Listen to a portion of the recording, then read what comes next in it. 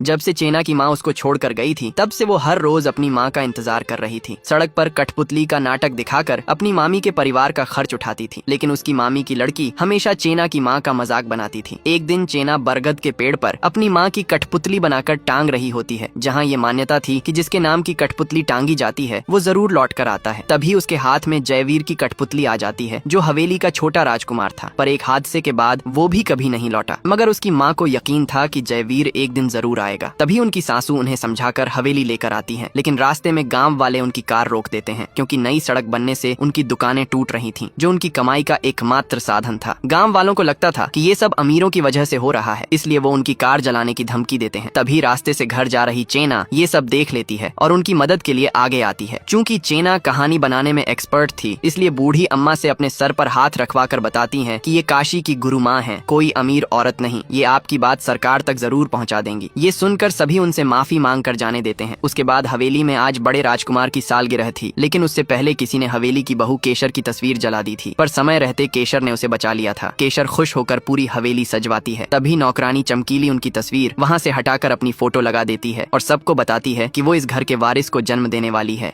केशर बहू से यह सच बर्दाश्त नहीं होता और वह खुद को खत्म करने की सोचती है, लेकिन उसी समय चैना, जो रानी माँ का पर्श देने हवेली आई होती है, ये सब देख लेती है और तुरंत एक झूठी कहानी बनाकर केशर बहू के प्राण बचा लेती है। रानी माँ चैना की समझदारी देखकर उसका धन्यवाद करती है, लेकिन रास्ते में चमकीली उसे डराते हुए चेतावनी देती है कि वह बड़ी हवेली और उनके लोगों से दूर रहे, क्योंकि इसमें ही उसकी भलाई है। परंतु निडर चैना उसकी चेतावनी से नहीं डरती और उसके बाद चमकीली हवेली आकर फिर से नया षड्यंत्र रचने लगती है। वह बड़े राजकुमार को अपने जाल में फंसाकर उनसे सारी संपत्ति अपने होने वाले बेटे के नाम करवाने के लिए कहती है, क्योंकि जयवीर की मौत के बाद पूरी हवेली बड़े राजकुमार की ही थी। उधर चैना अपनी माँ की मौत के बाद अनाथ होकर अपने मामा के घर में रह रही होती है, लेकिन उसके मामा उसकी परछाई से भी नफरत करते थे, क्योंकि चैना के पिता के कारण ही उनकी बहन की मौत हुई थी और वह उस परिवार से आज तक नफरत करते थे। बेचारी चैना हर दुख सहते हुए भी कठपुतली का खेल दिखाकर उनके परिवार का खर्चा उठाती थी। इसी दौरान बड़ी दादी अपने छोटे पोते जयवीर की मौत के बाद से बुरी तरह टूट जाती हैं और नौकरानी चमकीली के षड्यंत्रों से डरने लगती है। आखिरकार वह चैना के पास आकर एक फैसला लेती है और उसके सामने बड़ी हवेली की छोटी ठाकुराइन बनने का प्रस्ताव रखती है।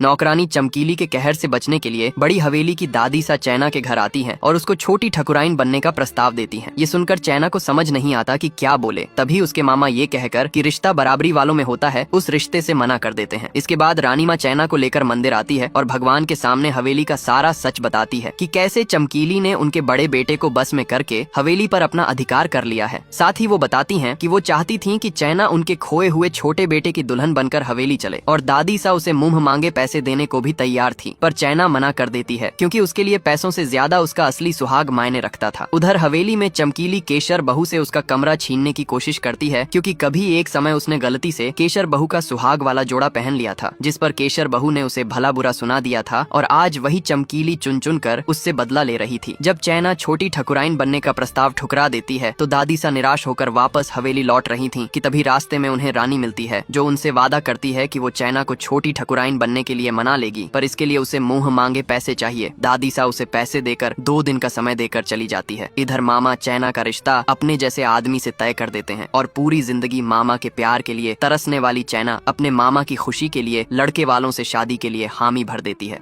अनाथ चैना का एक ही सपना था कि उसका मामा एक बार प्यार से उसके सर पर हाथ फेर दे, पर मामा चैना से सिर्फ नफरत करता था, इसीलिए उसका रिश्ता अपने जैसे आदमी से कर देता है। बेचारी चैना मामा की खुशी के लिए हामी भर देती है। उधर रानी माँ को चिंता होने लगती है, क्योंकि चैना ने छोटी ठकुराइन बनने से मना कर दिया था और नौकरानी चमकीली के अत्याचार दिन प्रतिदिन बढ़ते ही जा रहे थे। तभी चैना की मामा की लड़की, जिसने दादी सा से प्रति महीना 5 लाख रुपए लिए थे, चैना को ठकुराइन बनने के लिए हामी भरवाने के चैना की शादी होते देख डरने लगती है और अपने ही पिता की तबीयत खराब कर देती है। इसके बाद पिता को हॉस्पिटल में भर्ती किया जाता है, पर डॉक्टर बताता है कि उन्हें कोई गंभीर बीमारी नहीं है, इसलिए घर लेकर जा सकते हो। लेकिन रानी उसको भी अपने जाल में फंसाकर गंभीर बीमारी का नाम दिलवा देती है और चैना को बताती है कि पिताजी को बचाने का एकमात्र रास्ता है हवेली की दादी सा की बात मानना। उधर चैना की बारात आ चुकी थी, पर मामा की जान बचाने के लिए वो ये शादी करने से मना कर देती है। ये सुनकर उसका मामा गुस्सा हो जाता है और उसे घर से निकाल देता है। वहीं हवेली में राजकुमार चमकीली को दिया वचन के अनुसार सारी संपत्ति उसके नाम कर देता है। अब चमकीली की नजर हवेली की चाबियों पर थी, जो दादा सा के पास थी। वो उन्हें निकालने ही वाली थी कि तभी चैना उसको रोक देती है, क्योंकि अब वो छोटी ठकुराइन बनकर हवेली में आ चुकी थी।